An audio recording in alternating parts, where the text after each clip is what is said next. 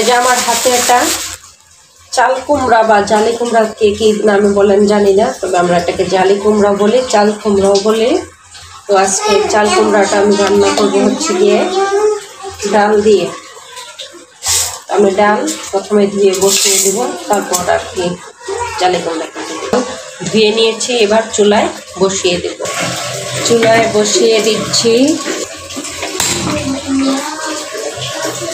ডালে পেঁয়াজ, কাঁচামরিচ আর একটা রসুন এগুলো কেটে দিব। আমি কেটে নিচ্ছি।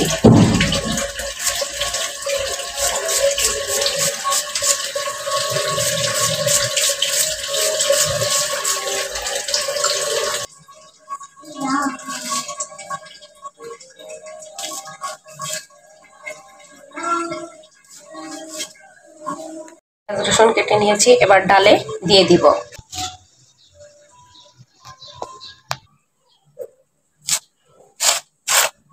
একবারে পুরোটা কুচি, অর্ধেকটা দেব আর অর্ধেকটা রেখে দিব। একেবারে কুচি।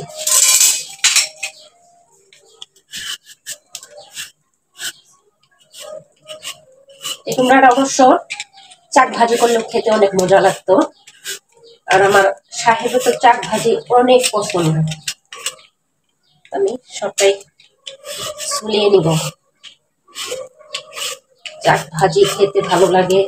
জালি কুমড়া আসলে সবকিছু দিয়ে খেতে ভালো লাগে, মাছ দিয়ে, মাংস দিয়ে, ডাল দিয়ে, এমনকি ভাজি করলেও খেতে ভালো লাগে। ছোলানো হয়ে গেছে, এবার কেটে নিব।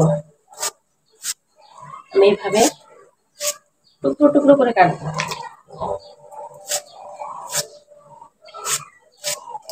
ডালের মধ্যে টুকরো টুকরো করে দিলে খেতে ভালো লাগে।